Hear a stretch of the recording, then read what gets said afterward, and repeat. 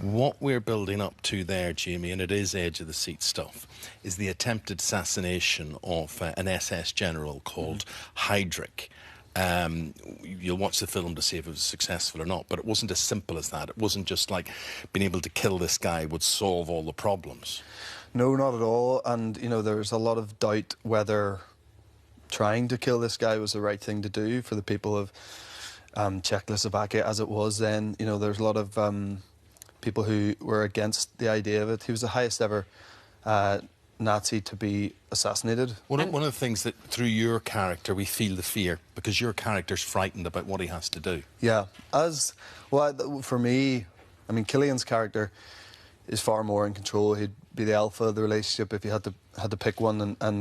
But I found Jan more relatable because he was riddled with self-doubt and he had anxiety. As much as you think you'd be the sort of person who'd be like, oh, I'd be fine, I could pull the trigger, I could do it. The reality is that I'd be a wreck, you know? This is a true story? Totally true, So how much of the story did you know? Nothing. Nothing, so you have to read up about this? Absolutely, yeah, which is, you know, it's great sometimes when you're playing a real character or you're trying to tell a story that really happened, because there's so much more to draw on in terms of research.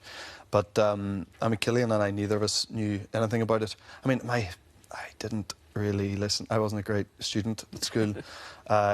History wouldn't have been where my attention was heading. Is that because you always at school thought, I'm going to be an actor or I'm going to be a rock star? No, my thing at school was that I don't know. I was lazy.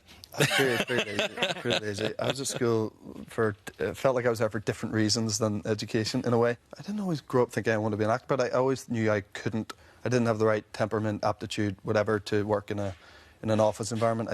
I think every single person in the group, every person in this room probably has the same attitude, and that's why you end up making So where movies. did the acting idea come from? So if you didn't set out to be an actor, at what point did you think, oh, actually, maybe that's something I could do? I got an agent at a point where I wasn't sure I wanted to be an actor. So you were modelling first? Yeah, I was modelling first, yeah. But when I got an agent, I was modelling. I was working in a pub in Knightsbridge. So did you have acting lessons? No, not really, no. If I was ever in LA in the early years, I'd go to classes and stuff there, but I do think it's an instinctual craft. Well, Jamie, you do it very, very well, and I think this film's very good for you because it doesn't have me thinking about 50 shades. I can never remember many. 40 Shades of Green and 50 Shades of Grey. 40 Shades is a prequel, yeah. That's it. But the good thing is, it doesn't have me thinking about that. From an actor's point of view, that can be a pressure, that can be a burden. Yeah, it certainly can be. But, you know, you do have to just see it as that's just one job. Yes, like, granted, it's a job that majority of people know you solely for that, especially, you know, in the States or whatever. But, you know, it is to me and to the actor, and I'd say any actor who's involved in any franchise would say the same thing. It is just another job, and then you sort of move on to the next thing and you play a different character, and then it becomes about that. I also find it interesting that you've got two Czech resistance hero fighters played by two Irishmen. Yeah. You and Cillian Murphy. Yeah. How did that turn out? Well, that's just the way of it, really. You know, that happens. Stuff like that happens all the time, I guess. Cillian was already attached to it when I got sent the script. I'm a massive fan of Cillian's. I'm an even bigger fan now that he's a mate, and we both, it's kind of, we didn't stay in the accent or whatever. We were lucky that we had a lot of Czech actors in the scenes with us who were doing Czech accented English, so that was helpful. But it's kind of odd that two Irishmen end up.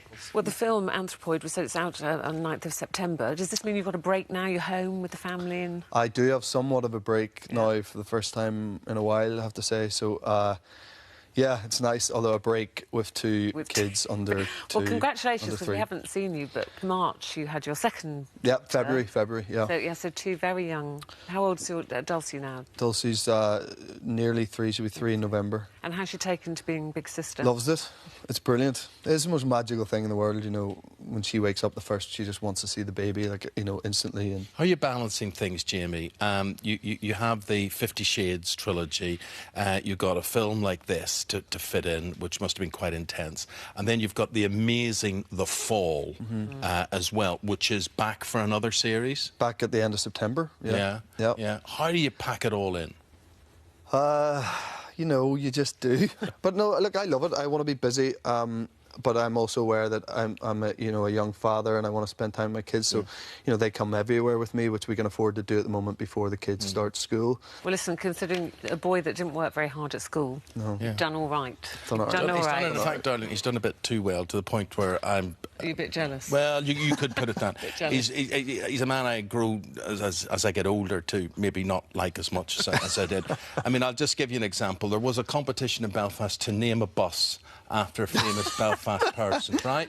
And it was whittled down between me I didn't know and you were... him. Yeah, that was the opposition. Who do you think the great Belfast public voted to name the bus after? Wasn't me. Wasn't me. It's probably the most stoned bus in Belfast now. I'd imagine people seeing my mug in the back of it. Well, at least if the name... I don't look like the back end of a bus, at least. That's probably why. That's probably why it didn't go to me.